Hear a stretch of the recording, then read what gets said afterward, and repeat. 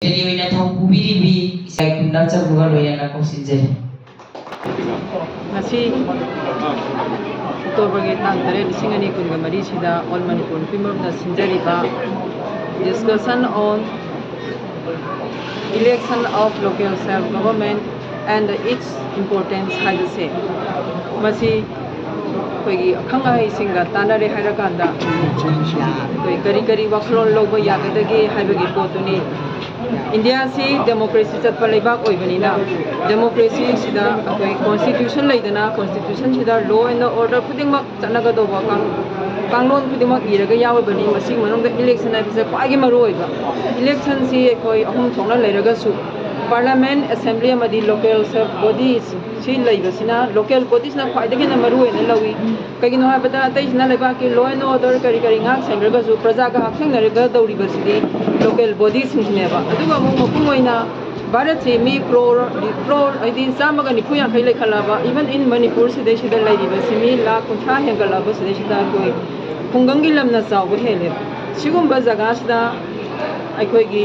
panchayat ki sahi ani hele election pangthokhare matam hele isi municipality ki Imphal municipal corporation jauna sahi ahum hele aduga mo aikoigi ADC haidana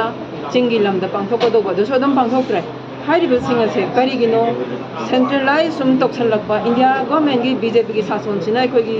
शक्ति खुदों Moina पाइसन बगी फिबम ममाय कोइ मियाम the सिनरक्तबा मियाम की खुदों जागदबसी मागी जगह the लैरिबा local body Singh अदुना यंगसिनजरे हाइरकांदा लंबी थोंगी बु ओइरो अना लायेंगी जगह दबु ओइरो मईगी बु ओइरो इसिंगी बु ओइरो खुदिंगमक लाइक लाइसु तमीबा अंगांग नुबिगी बु ओइरो हाइरिबा खुदिंगमक सिंह से लोकल बॉडी सिंगिना हकथेंगना प्रजागा समगदौरिबनिना हाइरिबा सिगुमलबा जगह सिंसिदा इलेक्शन पांगथोक्तबा इवन अखोगी इम्फाल की म्युनिसिपल कॉर्पोरेशन इम्फाल से स्मार्ट सिटी निका हाइरागांदा अखोगी अमोटपना मपई पैरगा थंबा मियाम ममा कोई खोंगोइनबगी फिमम लाइबा सिगुमबा सरकार हाइतारे खुदिंगमक सिंग से येंगुराकांदा हौजिकसी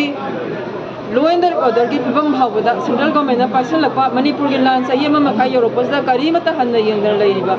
सिगुमबा सेंट्रल गवर्नमेंट मसीगी अखोगी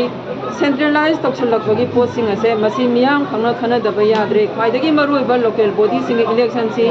मोइना गवर्नमेंट ना हाइगिबदा ममांगी कैबिनेट ममांगी अखोगी कनो असेंबली दा माली अदुदा सुदम गारेब लवी सेप्टेम्बर थादा पांगथोकनी हाइदना इकुई कुइदबदा दम लाउथोकी सेप्टेम्बर थादा सोइदना पांगथोकनी हाइदना अदो सेप्टेम्बर सी करम सहीगी सेप्टेम्बर ओइदोइनो हाइबसे कोइ ज्ञान ताद्रे होगी अक्टोबर संजलाए बरमदन कोइ मसीगी मतांगदा खरदी खनदबा याद्रे मियाम सी लांदा सरांगनदना ज्ञान मेन तादना लैबो ओइरगसु अखोई मियाम की हक की दमकता अखोई माइकई अमरोमदा इलेक्शन से पांगथोकप दरकार लई मसीगी दमदा कोइ करी खोंजन चंगसिन सिग गे हाइबल से अखोई अखंगाई सिंग रिसोर्स पर्सन सिंग कौरगा ngasi je tana jabani masdeishda अखोई तिंबी बलाकबिरिपा अखोई की इनवाइटेड सिंग अदुगा डेलीगेट लाइबा मयामसिना क्वेश्चन आंसर तंगरकान अखोई रिकमेंडेशन खरा लवरगा मदु गवर्नमेंट तकनागी हाइदना खल्लकान मसी लेखन